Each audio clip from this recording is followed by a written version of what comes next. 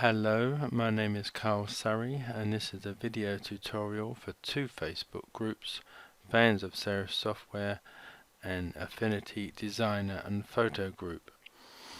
Now this is a second part at looking at adapting a Photoshop tutorial on an image of a still life image of some food. The first part I did was a black and white image, a sort of grainy black and white, and this is like using a diffused glow filter, but the filter that is in Photoshop and is in Elements, but it's not a filter that is available in Affinity Photo, so I've been having to sort of tinker to try and emulate the same result. Now this image here is the result I got doing the tutorial in Adobe Elements, and this has the diffuse filter glow filter, so this is pretty much how it should look. Now, in my first attempt to try and emulate this, I ended up looking like this, which is nothing like it really, but it's an interesting effect. I don't particularly like it myself, but you may do, so I am going to sort of repeat this so you can try it if you want. Let's go back to the Elements image. This is the effect that we wanted to end up with. And in my second attempt, I ended up with this result. Now this, as you can see, is a lot closer to the Elements version. So this is version 2 of my attempt at trying to get to this diffused glow effect. So I will first of all show you how I got to this effect, although it's not really how it should have ended up, but I will just quickly go over what I did to get that result. So coming back to my start image, which I got from Pixabay.com, and then I will add a link to this particular image if you want to use it in the description for the video. Now you don't have to stick with food still life or still life at all. You can, I would imagine, if you wanted to, you could use it on any sort of image. Now, whereas in the first part of the Photoshop tutorial, which I adapted when I made it into black and white, we made it into black and white, and the inside was lighter and the outside was darker, darker vignette. And this is sort of a reversal of that procedure, because we're leaving it in colour, and the outside will be lighter and the inside will be darker. This is what we are trying for. So like I said, we're going to try this one that didn't really work first. So you open up your image. The first thing you want to do is to duplicate it. You can just right click on the layer over here, or you can press Ctrl and J, but you can right click and just come down to duplicate. And it's not necessarily important at the moment, but I'm just going to make sure that black is my foreground colour. And I'm going to change the blending mode of this new layer from normal to glow,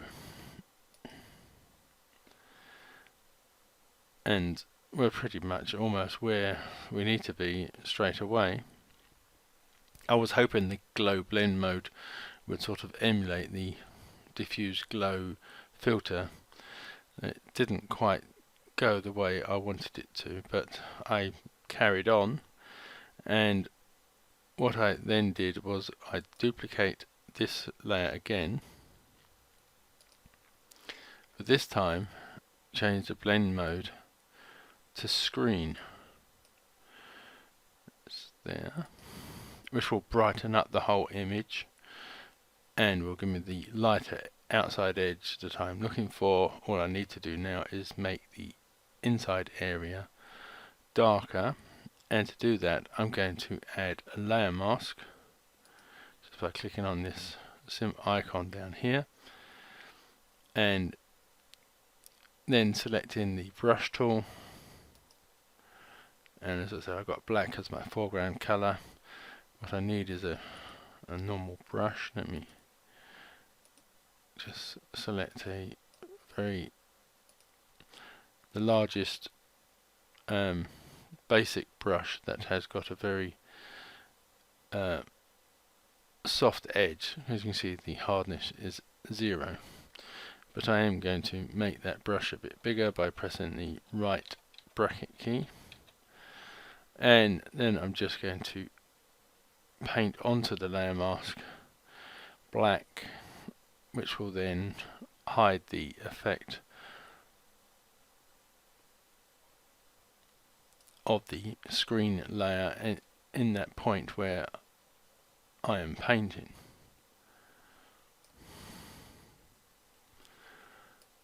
So I will leave that at that there. Now I just want to, because at the moment it is a layer mask that is highlighted because that's what I was painting on. I'm now going to click on the whole layer so both parts are highlighted, and I'm going to add a bit of blur. So I'm going to filter, blur, Gaussian blur, and I'm going to make it 20 pixels. Just click apply, so it just gives you that sort of blurred lighter edge around the outside there. And then I'm going to add an adjustment, which is the hue, saturation, luminance adjustment, and for this I'm going to reduce the saturation down to -35,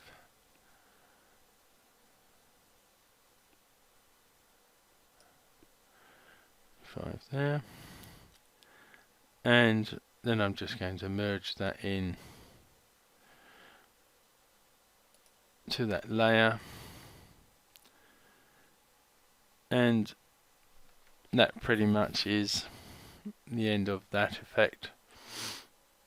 Like I said, it didn't really work that well, but that is the end of how I got to that point. So at this point you can save, export, but do it under a new name. So I will reset things and I'll show you the other way that I did it that did get nearer to the Photoshop tutorial. So I will be back in a while. Okay, I've reset things and I've opened up this fruit image again, and we're now going to try and get a bit closer to the Photoshop elements image, which use the actual proper diffused glow filter. So what I need to do is to duplicate this layer, and then above this layer I'm going to add a pixel layer. Just clicking on this icon next to the dustbin here, come to the flood fill tool. White is the foreground color. I'll just click somewhere in the center here and it will fill this with white, and then I'm going to change the blend mode to soft light to make everything much brighter, and then right click that pixel layer and click merge down. Now what I want to do now is add a layer mask to this background copy, and then come to the brush tool, black with the foreground color. I've still got this fairly big brush here with the 0 hardness, so it's nice and soft, and I'll just quickly paint over the central area of this image like so. will do, I think. And at the moment it is a mask that is highlighted, but I'm going to click on the icon for the actual background layer to make sure that that is what is being worked on now. And then I will come down to duplicate, and it will make a copy of that layer and the layer mask. And then I will change the blending mode to screen, which is going to make the background even brighter and leaving the center part as it was because of the layer masks. But I will just lower the opacity of this down to 70%. And then next I want to add the hue saturation adjustment, and I'm going to change the hue to -30 and the saturation shift to -35. Now that is pretty much as close as I can get to the Adobe Elements version of this tutorial. You could just bring down the luminosity shift a little bit. I mean, it may make that a bit nearer to the Elements version, but that's pretty much as close as I can get.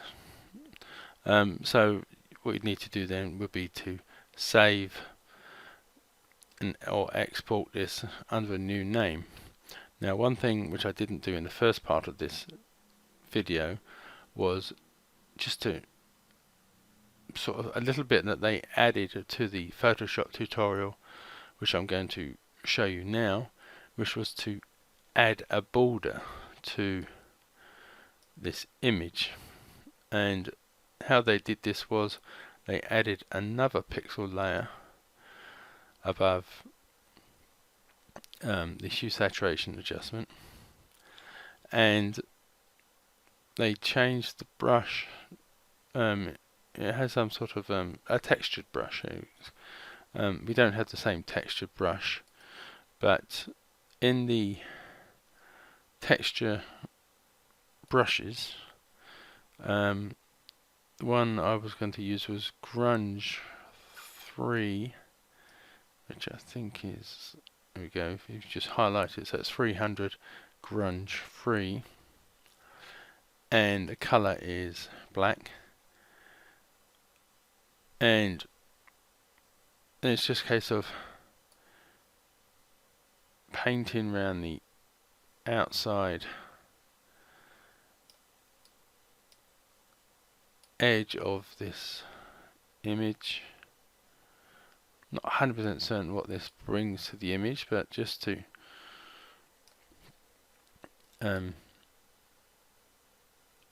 make this as close to the original tutorial as I can. And if you didn't like that particular brush, you can try another brush. I mean, I will try another brush. Let me just make a new pixel layer above that one. I'll hide that one. And the other brush that I thought was quite good, which was in the Daub Dry Media, which I believe was part of the original installation of Affinity Photo. And the one I was going to use was Scatter Chalk, 96 Scatter Chalk, and I'm going to increase the size and just go around the edge again.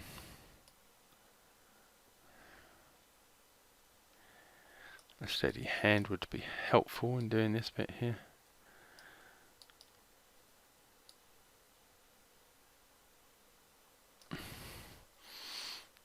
So that is a border that you could use, or you could do is merge the two together just by unhiding that one there. So that, as far as what the original Photoshop tutorial, is the end of the tutorial. I'm not 100% certain, but I really like the Diffused Glow effect, and I definitely don't like the border, but I thought I would show it to you as it was part of the original tutorial. Now I'm just going to have a quick word about macros, so let me just reset these things and I'll be back in a minute. Right, I've once again reset and I've opened up this original food image. And like I said, I just want to have a quick word about macros, because I have made macros for this tutorial that I'm going to put into the files section of both the Facebook groups, so you can download and try them out if you don't want to go through this process of making your own. So let me show you how to get those macros. So first of all, I need the macro and the library windows open.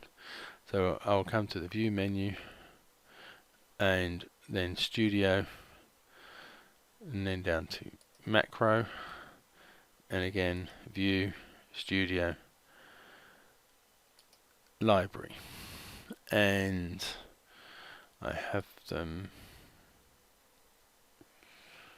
down here, Diffused Glow. So I have the first method I showed you, macro for that with a border and without a border, and then the second method I showed you again with a border and without a border. So let me just quickly save these. So I'll go to export macros, and then I'll just save them. So that is a file that I'm going to put into the file section of the two Facebook groups. Now what you need to do is to open your library tab and then click on this icon here and then import macros, and then just once you've downloaded this from the file section, find it on your computer and it will be ending .af macros. If it has an S on the end, it means there's more than one macro in this file. Let me just cancel that as I don't need to install it.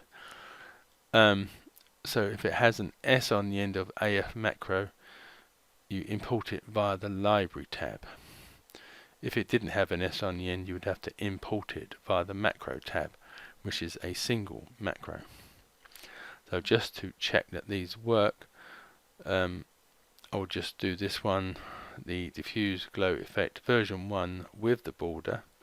So I'll just click on that, wait for it to do its thing.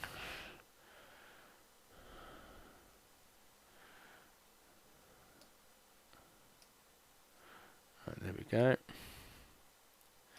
Just press Control and 0 to fit that in the box. Yeah, so that is that with the border. We just press Control and Z, and then I'll do the version 2 but without the border.